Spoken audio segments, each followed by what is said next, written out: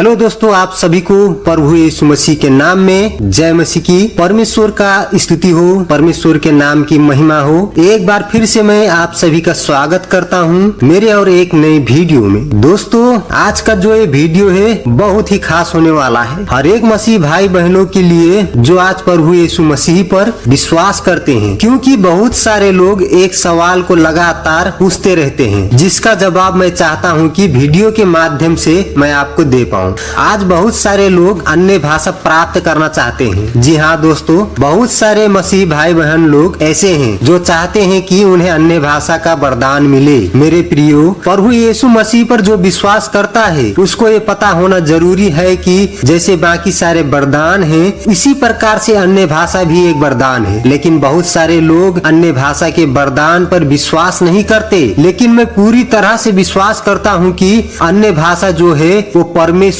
की ओर से वरदान है। वो वास्तव में एक भाषा है जो कि परमेश्वर की ओर से उसके विश्वासी लोग को दिया जाता है। और जो मसीह यीशु पर विश्वास करता है, पिता, पुत्र और पवित्र आत्मा के नाम से बपतिस्मा लेता है, वो क्या है? परमेश्वर। उसकी पवित्र आत्मा उसको मिलता है और उसको परमेश्वर की ओर से ये मिलता है। अब सवाल आता है कि बहुत सारे लोग ये कहते हैं कि हम प्रभु यीशु मसीह पर विश्वास करते हैं तो हमें अन्य भाषा कैसे मिल सकता है या अभी तक क्यों नहीं मिला? देखिए, सबसे पहले चीज आपको ये समझना बहुत ही ज्यादा जरूरी है कि अन्य भाषा को आप सीख नहीं सकते। जी हाँ दोस्त, कोई भी व्यक्ति आपको ये अन्य भाषा नहीं सिखा सकता। आप इस तरह से बोलिए, आप इस तरह से बोलिए। ऐसी दुनिया भर के जैसे बाकी भाषाएं, हजारों प्रकार की भाषाएं दुनिया में बोली जाती है, उसी तरह से आप इस भाषा को नहीं सीख सकते या दूसरों को आप नहीं सिखा सकते। लेकिन अब जब बात आती है अन्य भाषा की, तो अन्य भाषा के बारे में बाइबल के अनुसार कोई भी मनुष्य आपको अपनी तरह से अन्य भाषा नहीं सिखा सकता, क्योंकि ये परमेश्वर की ओर से दिया हुआ वरदान है। और जो परमेश्वर की ओर से मिलता है उसको वही सीखने को मिलता है, वही चीज को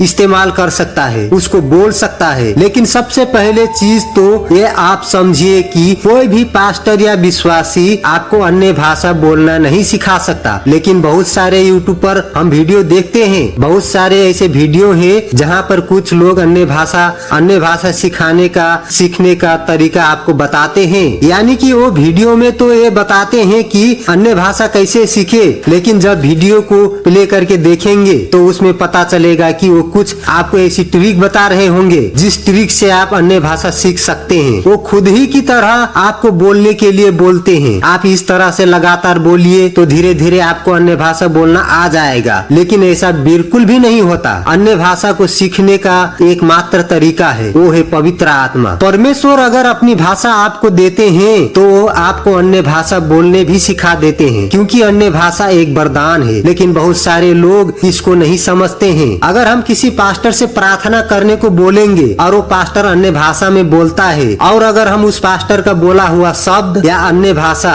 हम रिपीट कर लेंगे तो हमें अन्य भाषा बोलना आ जाएगा? बिल्कुल नहीं, जो कि बिल्कुल भी सही नहीं है। देखिए, यह एक वरदान है, यह कोई सिखाने का चीज नहीं है। परमेश्वर की ओर से यह एक वरदान है और इसे कोई सीख नहीं सकता है। और इसे कौन सिखा सकता है, कौन सीख सकता है? सबसे पहले चीज आपको ये समझना होगा, जो व्यक्ति ये विश्वास करता है कि यीशु मसीह परमेश्वर का एकलौता पुत्र है, जिसे परमेश्वर यानी मनुष्य के पापों के उद्धार के लिए संसार में भेजा, मनुष्य के सारे पापों को अपने ऊपर उसने ले लिया, मृत्यु को सह लिया और क्या किया? तीसरे दिन मुर्दों से जी उठा, फिर से वो बादलों पर उठा लिया गया और हमें लेने वापस आने वाला है। तो इस बात पर जो विश्वास करता है उसे, उस व्यक्ति को परमेश्वर पवित्र आत्मा का दान देते हैं। और जैसे जैसे वो पवित्र आत्मा से भरता चला जाता है, प्रभु के वचनों में आगे बढ़ता रहता है, पवित्र आत्मा के साथ साथ उसको अन्य भाषा का वरदान भी प्राप्त होता है। या तो पूरी तरह से परमेश्वर के वचनों पर आधारित है, परमेश्वर की इच्छा के अनुसार आधारित है, तो कोई जबरदस्ती अन्य भाषा को प्राप्त नहीं कर सकता, क्योंकि यह एक वरदान है। अगर मैं एक वचन आपके लिए पढ़ूं तो हम देखते हैं कि वहाँ पर इस प्रकार से लिखा हुआ है। जब हम देखते हैं पहले कुरिन्थियों की पत्रिका 14 अध्याय जब हम पढ़ते हैं तो वहाँ पर ऐसा लिखा हुआ है कि अन्य भाषा भी एक वरदान है। यहाँ इस प्रकार लिखा है, प्रेम का अनुसरण करो और आत्मिक वरदानों की धुन में लगे रहो, विशेष करके यहाँ की भविष्यवाणी करो। दूसरा की लिखा है कि क्योंकि जो अन्य भाषा में बातें करते हैं वो मनुष्य से नहीं परंतु परमेश्वर से बात करते हैं। हैं, इसलिए कि उसका कोई नहीं समझता, क्योंकि वो भेद की बातें आत्मा में होकर बोलता है, यानी कि यह वरदान है। और अन्य भाषा की बातें कोई नहीं समझ सकता सिवाय परमेश्वर के। जब एक व्यक्ति अन्य भाषा में बात करता है तो उसे परमेश्वर ही सिर्फ समझ सकते हैं, या फिर वो व्यक्ति जिसे अन्य भाषा का अनुवाद करने का वरदान मिला हो। अगर आप अन्य भाषा बोलते हैं और किसी को अनिवार्य करने का वरदान मिला हो या अनुवाद करने का उसको वरदान मिला हो, उस अन्य भाषा को वही व्यक्ति क्या कर सकता है, उसका अंदर का मतलब बता सकता है। किसी भी लैंग्वेज को ट्रांसलेट करके या अन्य भाषा बोल रहा है तो उसकी भाषा को कोई समझ नहीं पाएगा, क्योंकि आत्मा से परमेश्वर से बात हो रही है। उस भाषा में जो सबसे इम्पोर्टेंट चीज है वो यही है। अगर आप अन्य भाषा में बात करना चाहते हैं, आप अन्य भाषा सीखना चाहते हैं, तो आपको मैं क्लियर बताना चाहता हूँ कि बाइबल के अकॉर्डिंग आप अन्य भाषा को नहीं सीख सकते या कोई आपको सिखा नहीं सकता। यह सिर्फ एक दान और वरदान है जो कि पवित्र आत्मा की ओर से परमेश्वर आपको समय आने पर जरूर देता है। और बहुत बार ऐसे सुनने में आता है कि बहुत सारे लोग कहते हैं कि जब कोई व्यक्ति अन्य भाषा में बात ना करे तब तक उसके अंदर पवित्र आत्मा का दान नहीं है, यानी पवित्र आत्मा का काम नहीं होता। मेरे प्रियो, ये क्या बहुत ही गलत शिक्षा है। मैं आपको बताना चाहता हूँ ऐसा बिल्कुल नहीं है। अन्य भाषा मिलेगा तभी ये साबित होगा कि आपके अंदर पवित्र आत्मा है। सबसे पहली चीज, अन्य भाषा एक वरदान है और पवित्र आत्मा हर एक के अंदर काम करता है जो यीशु मसीह को अपने प्रभु मानता है। हम अगर वचन पढ़ेंगे तो हम इन चीजों को आसानी से समझ सकते हैं, आसानी होगी हमें समझने में। आपके लिए मैं एक वचन को और पढ़ना चाहता हूँ। पहले कुरिन्थियों की पत्री में जब हम 12 अध्याय का 3 आयत में देखते हैं तो वहाँ पर इस प्रकार से लिखा है, इसलिए मैं तुम्हें चेतावनी देता हूँ कि कोई परमेश्वर की आत्मा की अगुवाई से बोलता है तो वो नहीं कहता कि ये श्रापित है। ठीक है, और आगे देखे तो आगे लिखा है, और न कोई पवित्र आत्मा के बिना क्या कर सकता है, यीशु को प्रभु करके कह सकता है। मेरे प्रियो, जो व्यक्ति यीशु को प्रभु मानता है, जो व्यक्ति यीशु मसीह को अपना उद्धारकर्ता मानता है, तो वो बिना पवित्र आत्मा की सहायता से नहीं मान सकता। अगर आप यीशु मसीह को अपना प्रभु मानते हैं तो इसका मतलब है पवित्र आत्मा आपके अंदर काम करता है, तभी तो आप यीशु मसीह को अपना उद्धारकर्ता के रूप में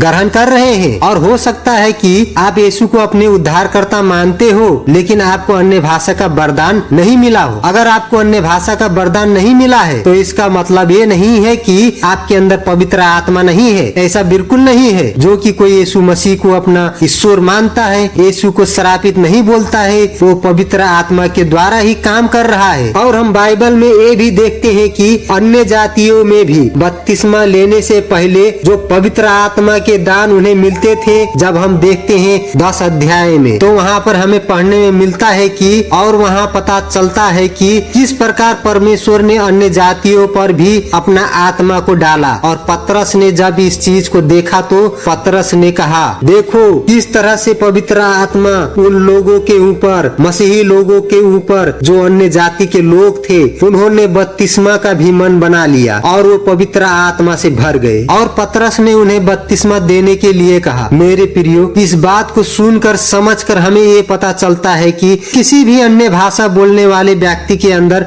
पवित्र आत्मा है और बाकी लोगों में नहीं। ऐसा नहीं है। जो व्यक्ति प्रभु यीशु को अपना उद्धारकर्ता मानते हैं, अपना प्रभु मानता है, उसके अंदर पवित्र आत्मा काम करता है। और रही बात अन्य भाषा की, तो वो एक वरदान है जो परमेश्वर की ओर से मिलता है। अब उसे कैसे कर सकते हैं? उसके लिए आपको परमेश्वर के वचन के अनुसार चलना होगा। सही समय आने पर परमेश्वर वो वरदान आपको जरूर देगा। और अन्य भाषा का वरदान इसलिए दिया जाता है कि ताकि आपकी आत्मिक उन्नति हो सके, क्योंकि उसी भाषा में जो है वो आप परमेश्वर से डायरेक्ट बात कर सकते हैं और उसके लिए उससे आपकी उन्नति होती है। बजाय इसकी कि हमें दूसरे को दिखाना है कि कोई व्यक्ति अन्य भाषा बोल रहा है, उसका अनुवाद नहीं करता, तो वो खुद की उन्नति के लिए ऐसा करता है। लेकिन जब कोई व्यक्ति अन्य भाषा में बात करते हुए उसका अनुवाद भी करता है, तब वो कलेसिया के लिए करता है, उन्नति करता है। तो अन्य भाषा आपकी आत्मिक उन्नति के लिए है। आप प्रार्थना करिए, परमेश्वर आपको अन्य भाषा जरूर देगा। आप अपने मन में इस बात को निकाल दीजिए कि अन्य भाषा जो है वो एक वरदान है। और क्या है? वह आप किसी के द्वारा नहीं ले सकते। तो अगर आपके पास अन्य भाषा का वरदान नहीं है तो आपका उद्धार नहीं हुआ या पवित्र आत्मा आपके पास नहीं है? ऐसा बिल्कुल भी नहीं है। अन्य भाषा के बिना भी